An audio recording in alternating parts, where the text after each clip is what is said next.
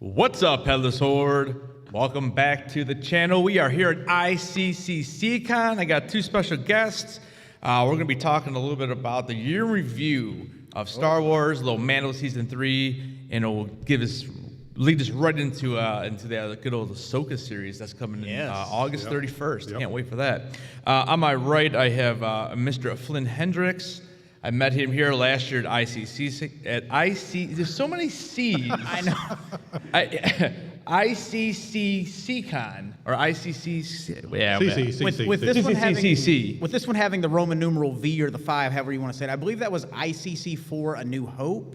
There you go. Right there you go. You know, that it's been a wild year since, and it doesn't feel like it's even been a year at this point. But it's actually incredible. It's been a year. I can't believe I've known you for a year. Actually, over a year, really, because this was March last year, I think. Exactly. Or something. I'm just glad there's no reptiles here this year. I'm just going to go ahead and say that now. But I have not seen any reptiles. We have seen some dancers. Yes. We just had Femi Taylor up here with Rule of the Galaxy podcast. That was awesome. Yep. On my left, this is Jeff. Yep, just Jeff. This is just Jeff. So what's going on, chat? If you guys have any questions, let us know. We are live.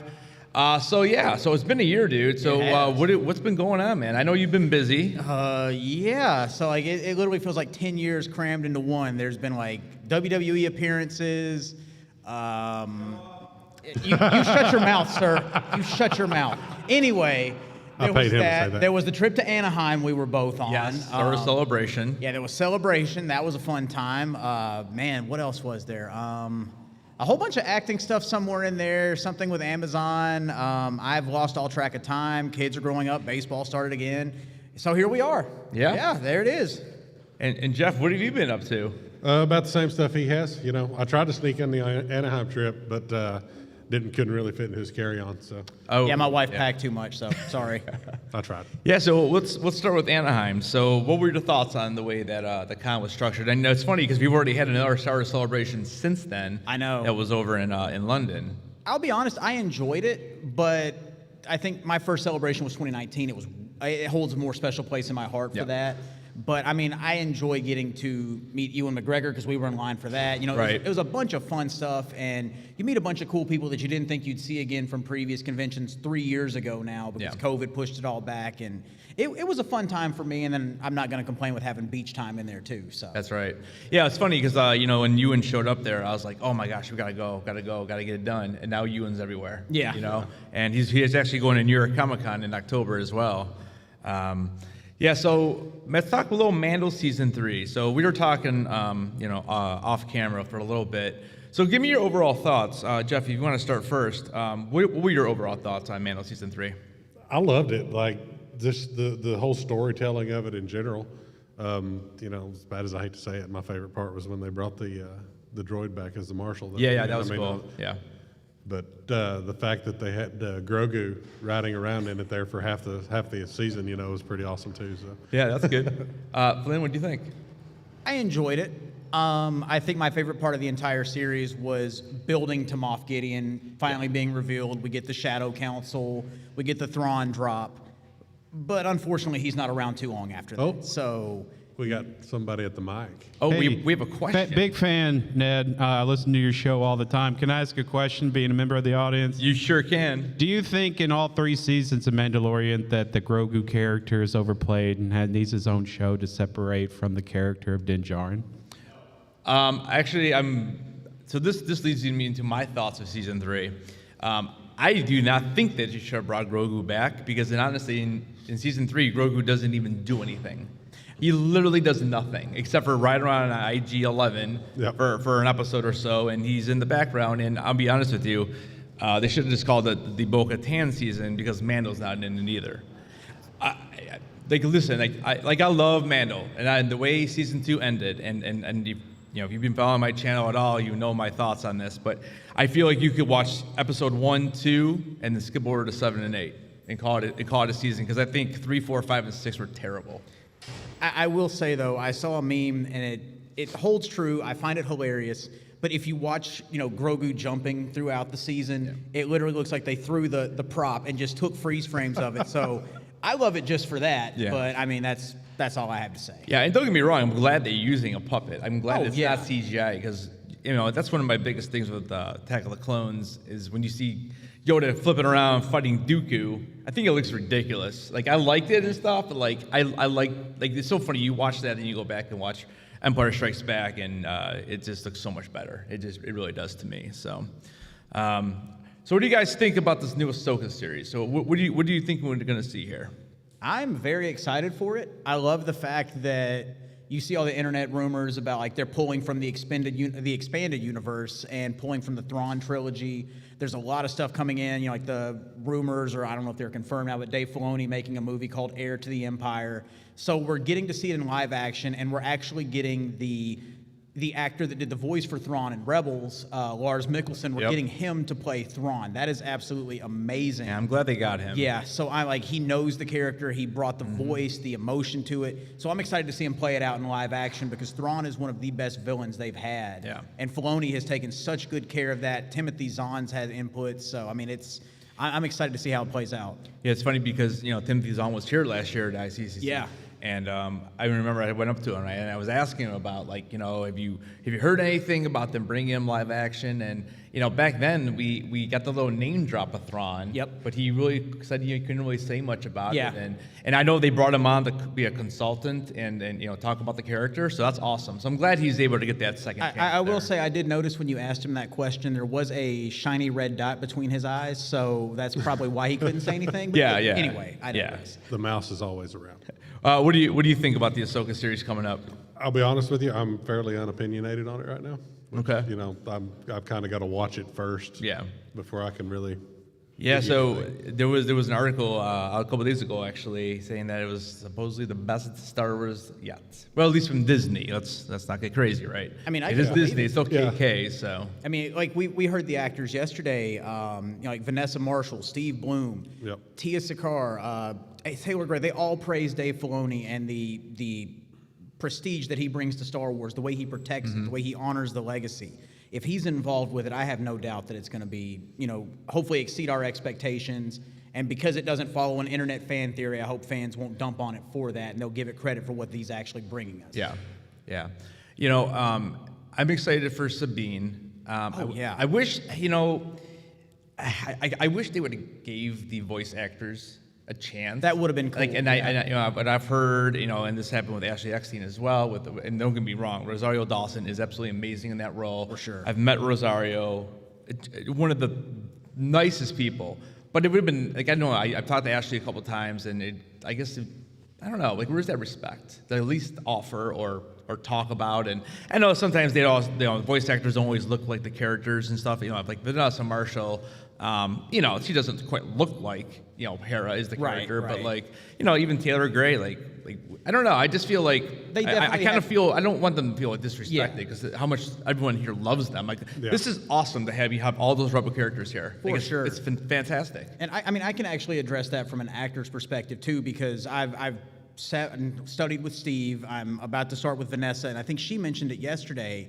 And sometimes, a lot of people get, emotionally connected to these characters, especially if they're the ones that voice them or bring them to life. But at the end of the day, we're a part of that character's story, but we're ultimately not the ones that, own that character.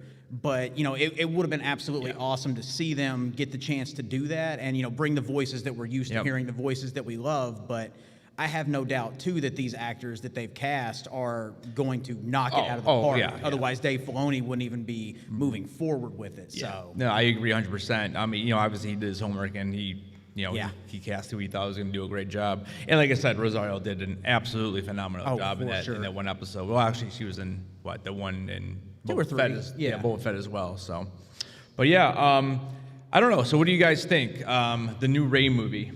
We'll kind of move over to the movie side of this. So that's we're supposed to begin this in 2025, correct? I believe so, and I am excited for it because I am going to hold hope that my theory of Palpatine actually possessing her came true when he Okay. blew up. So he blew up a useless clone body, got his wish and took over her body, and she doesn't know it. So I'm holding out hope for that.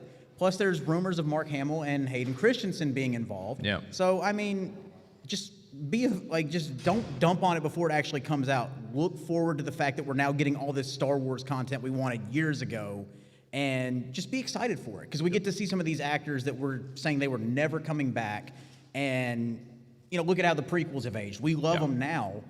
Think about how this is going to be years down the road, because eventually, like, our kids or my kids, this is what they're going to be growing up on, and they're going to pass it on to their kids, and it's just going to keep going from there. So, I mean, it's something awesome, is the way I'm looking at it. How did you feel about the sequels and the Rey character and all that? I mean, I'm on the same page as him. I mean, for so many years we had nothing.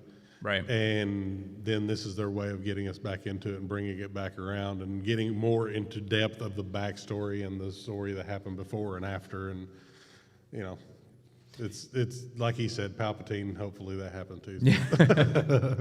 Yeah, I mean, I hope they do something that's going to be different, and I don't want to see, the rumor is she's going to be making her own Jedi Academy.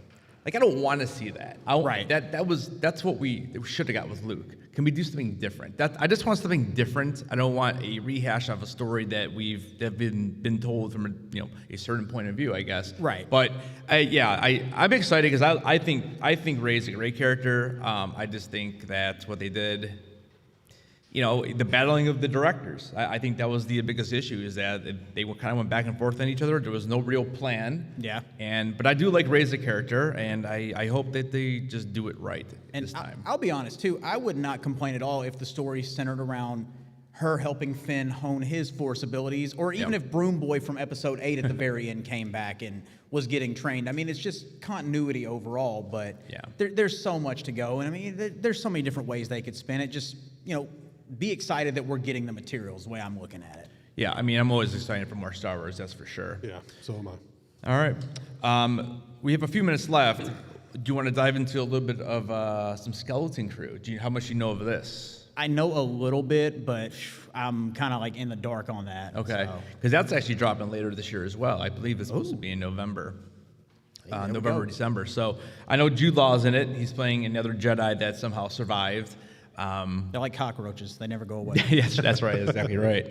I don't know, Jeff, do you know anything about Skeleton Crew yet? No, Nothing yet. Okay. All right.